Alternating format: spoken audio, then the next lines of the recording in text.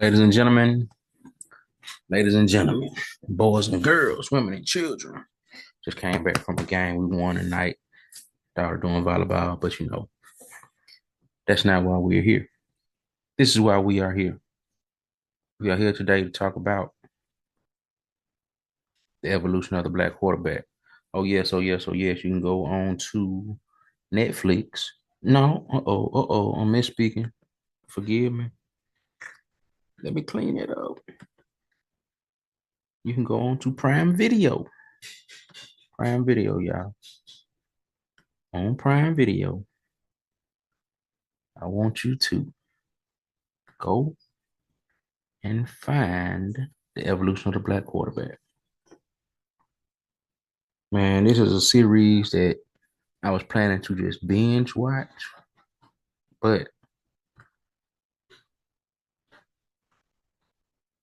just from the first episode, I know I'm gonna have to take my time and really go through this particular series, episode by episode, and chronicle it because there's some things I want to say and I express and I want to document it. I want to chronicle it. There's some conversation I want to have, but I know you all can provide some of that dialogue to me because I know the individuals that I may want to speak at length about this topic. I may not be able to have that time with them. And those are some people that I really wish I could have talked to about it that are no longer with us.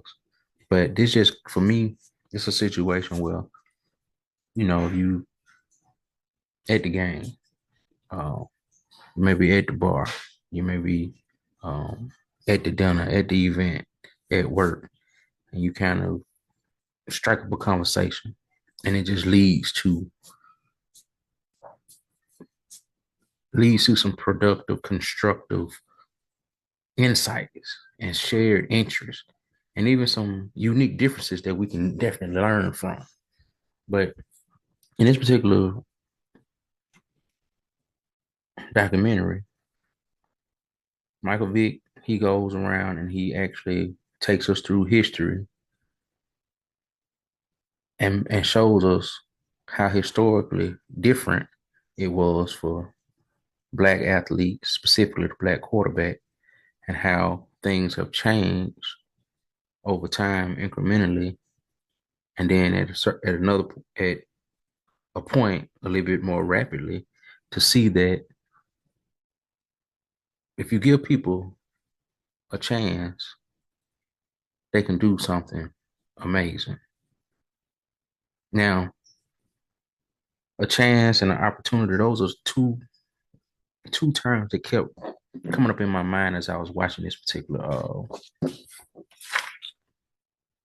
first episode, because I'm gonna go back and watch each one. I'm gonna have to just do.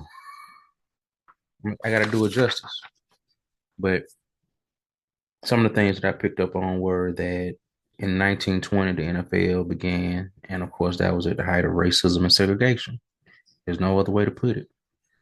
At that time, black people could not participate in society in the manner that they can now, and there are still instances where they cannot participate in society or they're not treated the way they should be in society. In 1930, the Great Depression took place, and it was a segment about 12 years where no black players were allowed in the NFL, especially quarterback. In 1946, the league actually reintegrated because Cleveland moved to California. The team from Cleveland moved to California and they wanted to play in the Coliseum, but California and the Coliseum, they weren't having that. They said, no, if you're going to play here, you will allow African Americans to play. If you're going to play here, you will permit African Americans to participate. And that's what happened. So that's how the league began to reintegrate. Now, throughout that, there was a moment where you had players like Fritz Pollard. You may want to Google him, Fritz Pollard, FritzPollard. This individual was one of the first African American players to play in the NFL and show that the NFL was actually a viable product. Dig that. Go figure. The NFL had to prove it was a viable product. Now, today we know the NFL is a revenue giant, a media machine. And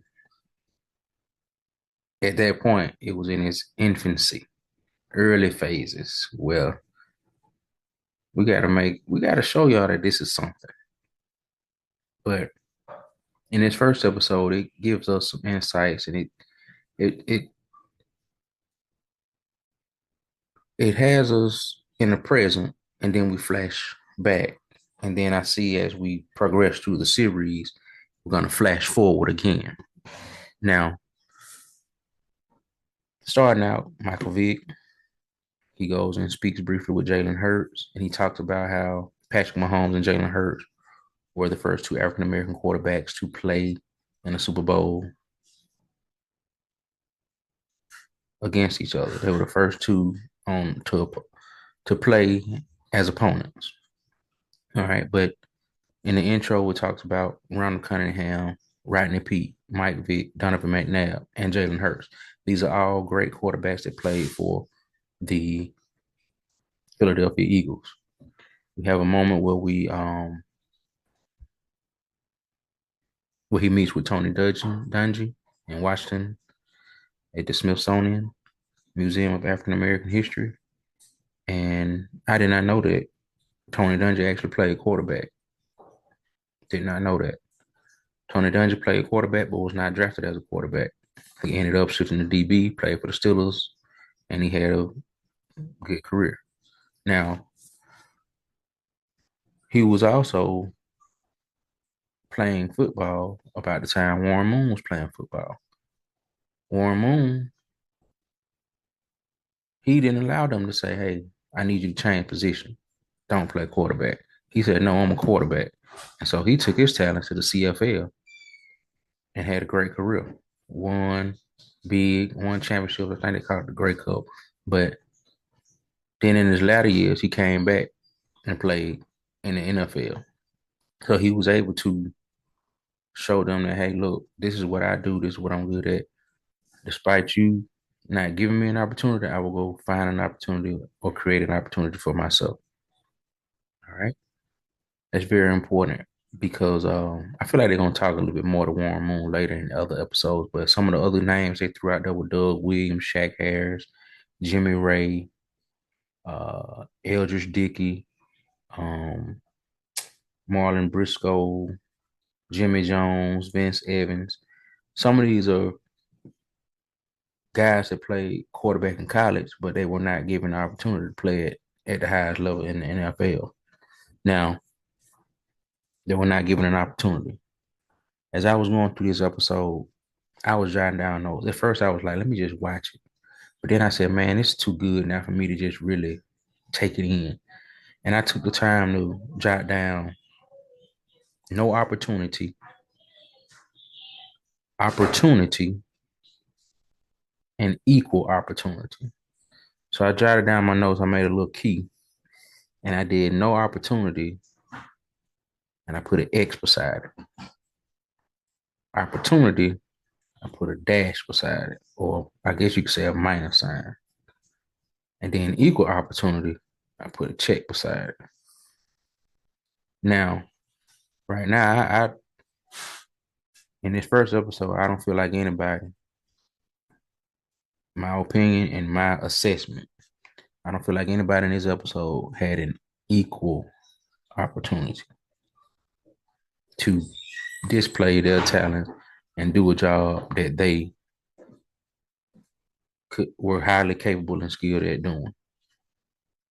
So in this episode, they talked about 11 quarterbacks. One is Fritz Pollard. He was one of the first athletes to play in the NFL to show that it was a viable product. I put a minus beside his. He got an opportunity, but I don't think he had an equal opportunity. Of course, he had to go. He couldn't share the same locker room. He couldn't share the same dining hall. He couldn't dress out with him. He couldn't sit where they sat. He had to sit in the back of the bus, so he did not have an equal opportunity at all whatsoever. Warren Moon, I mentioned that he played in the CFL and then later played in the NFL. He got all kind of records in the CFL, and he played in the NFL in the latter part of his career. He got an opportunity, but he did not get an equal opportunity because he should have very well been someone that came out of college and given a chance to play. No question. Eldridge Dickey, he was drafted, but he didn't get an opportunity at all. He was drafted before Ken Stabler. Ken Stabler actually is a Hall of Famer. You may or may not have heard of him. He was a white quarterback. And Eldridge Dickey was drafted in earlier rounds. Ken Stabler was drafted in a later round, but didn't get a chance to play. No opportunity. Chuck Ely, I believe they said this gentleman was undefeated in high school, undefeated in college. I think he played for Toledo, but just watch the documentary.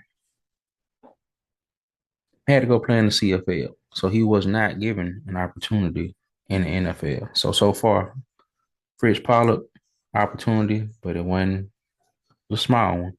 Warren Moon opportunity, it was a small late one. Eldridge Dickey, no opportunity in the NFL. Chuck Ely, he had to go do all he had to do in the CFL.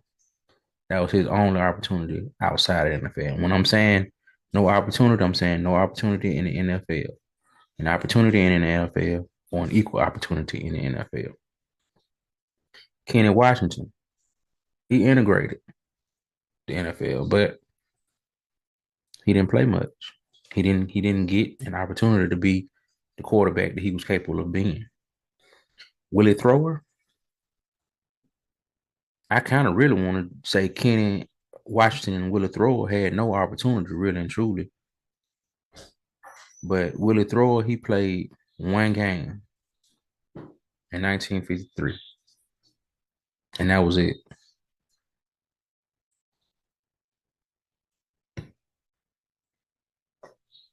Charles Choo Choo Brackens, he threw two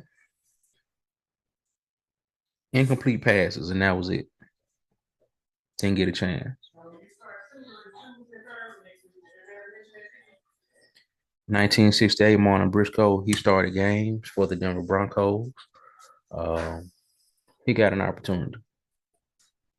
Rodney Peete, he played at USC in college. He actually played for the Detroit Lions. He slipped to later rounds and got drafted, and he had a pretty good career.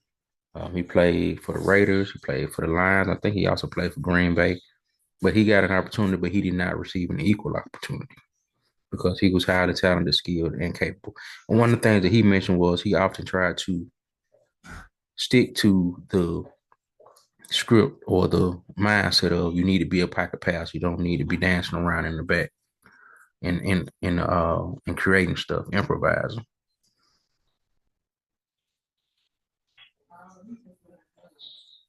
James Shaq Harris, he was Grambling alum. He graduated from Grambling State under the great coach Eddie Robinson. He was the first black QB to start a season in the NFL. He played for Buffalo in the 1960s, and he is a Pro Bowl bowler and a Pro Bowl MVP. Now, Doug Williams, HBCU, Grambling, Grambling State University. Yep. He played in the NFL. He got drafted. He played in Tampa Bay. He was doing well in Tampa, but Tampa wasn't just no good team. Came down to contract time. They didn't want to get a man his money. They didn't want to pay the market value. They didn't want to pay him for doing the job that he was worth. They didn't want to pay him his worth. He ends up going to the USFL. USFL folds. Coach Gibbs give him a call, and he's back in the NFL. Leads as a backup. Um, Ends up starting for the playoffs and leads the Washington Redskins, that are now known as the Washington Commanders, to the Super Bowl. He got an opportunity, but none of these gentlemen have gotten an equal opportunity. And at the end of this first episode, one of the things that Michael Vick mentioned was you can kind of sum up this particular journey of before Doug and after Doug, because after Doug, things began to change. Because right in the peak, he was after Doug. He was one of the only ones on here that are after Doug Williams, you know. But once again, I'm gonna read the list out: Fritz Pollard, Warren Moon, Eldridge Dickey, Chuck Ely, Kenny Washington, Willie Thrower, Charles Choo Choo Brackens, Marlon Briscoe, Rodney Peete, James Shaq Harris, and Doug Williams. This was a powerful, moving uh, episode, and I'm just getting started. So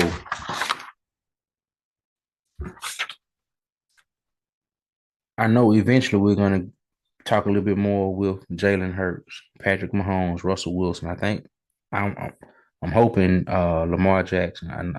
I think I saw a clip with Dak Prescott. But you got other guys like Kyler Murray, Jordan Love, Geno Smith, CJ Stroud, and a number of other individuals that we have currently playing that seem to be getting an equal opportunity. Now, we can kind of see that it may not be completely as equal as some of these other guys, but right now they are getting what I would say would be more of an equal opportunity. But this is where we get real with it, though. This is what we're shifting back to the topic and the name of this show: Unpopular Opinion. Let's just go back to it. We talk about who was the greatest, who was the best, who was the best ever.